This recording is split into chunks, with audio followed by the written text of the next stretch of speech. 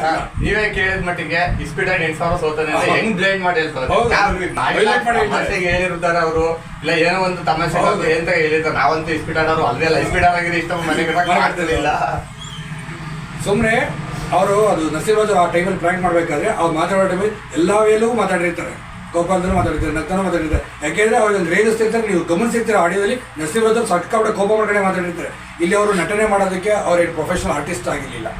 ಇದನ್ನು ಮೇನ್ ಎಲ್ಲ ಗಮನದಲ್ಲಿ ಇಟ್ಕೊಳ್ಳಿ. ಅವ್ರು ಪ್ರೊಫೆಷನಲ್ ಆರ್ಟಿಸ್ಟ್ ಅಲ್ಲ, ಇಲ್ಲಿ ಯಾವುದೋ ಸೀರಿಯಲ್ ಮಾಡ್ಬಿಟ್ಟು ಯಾವ್ದು ಸಿನಿಮಾ ಮಾಡ್ಬಿಟ್ಟು ನಟನೆ ಎಲ್ಲ ಬಿಟ್ಟು ನಿವೃತ್ತಿ ತೆಗೆದುಕೊಂಡು ಬಂದು ಕುತ್ಕೊಂಡು ಪ್ರೋಗ್ರಾಮ್ ಮಾಡ್ತಿರಲಿಲ್ಲ. ಮತ್ತು ಇನ್ನೊಂದು ಸ್ಕ್ರಿಪ್ಟೆಡ್ ಆಗಿರಲಿಲ್ಲ. ಇದೊಂದು ನೀಟಾಗಿ ತಲೆಯಲ್ಲಿ ಇರಲಿ. ಆಮೇಲೆ ಈ ತಾಯಿಗೂ ಅಷ್ಟೇ, ಅವ್ರು ನರಸಿಂಹರಾಜ ಬಳ್ಳಾಪುರ ತಾಯಿಗೂ ಕೂಡ ಎಷ್ಟು ಮಟ್ಟಿಗೆ ನೋವಾಗಿ ಈ ವಯಸ್ಸಲ್ಲೂ ಕೂಡ ಅದನ್ನು ಮನಸ್ಸಲ್ಲಿ ಇಟ್ಕೊಂಡು ಹೇಳ್ತಾರೆ ಅಂತಂದರೆ ಅವ್ರ ಮನಸ್ಸಿಗೆ ಎಷ್ಟು ದೊಡ್ಡ ಮಟ್ಟಿಗೆ ಅದು ಆಘಾತ ಆಗಿದೆ. ದುಡ್ಡು ಕೊಟ್ಟಿದ್ದಾರೆ, ನಮ್ಗೆ ಇಷ್ಟು ಕೊಟ್ಟಿದ್ದಾರೆ, ಅಷ್ಟು ಕೊಟ್ಟಿದ್ದಾರೆ ಅಂತ ದಯವಿಟ್ಟು ಹಂಗೆಲ್ಲ ಸುಳ್ಳು ಸುದ್ದಿಗಳು ಅಬ್ಬಸ್ಕಕ್ಕೆ ಹೋಗಬೇಡಿ. ಅದನ್ನು ಇದೊಂದು ಸ್ಪಷ್ಟನೆ ಮಾಡೋಕ್ಕೋಸ್ಕರ ಅಲ್ಲಿಂದ ಇಲ್ಲಿ ತನಕ ಬಂದಿದ್ದೀನಿ, ಕ್ಲಿಯರ್ ಕೂಡ ಮಾಡಿದ್ದೀನಿ ಅಂದ್ಕೊಂಡಿದ್ದೀನಿ. ಹಂಗೆ ತನಕ ಬೇರೆ ಏನೇ ಇದ್ರು ಕೂಡ ಕಮೆಂಟಲ್ಲಿ ಹಾಕಿ, ಒಳ್ಳೆ ರೀತಿಯಲ್ಲಿ ಒಳ್ಳೆಯತನವಾಗಿ ಹಾಕಿ. ದಯವಿಟ್ಟು ಏನೇನೋ ಒಂದು ಹೇಳೋಕೆ ಹೋಗಬೇಕು, ಏನೋ ಮಾತಾಡಬೇಕು ಅಂತ ಮಾತಾಡೋಕ್ಕೆಲ್ಲ ಹೋಗಬೇಡಿ. ಎಷ್ಟೇ ನಾನು ಹೇಳೋಕೆ ಇಷ್ಟಪಡ್ತೀನಿ.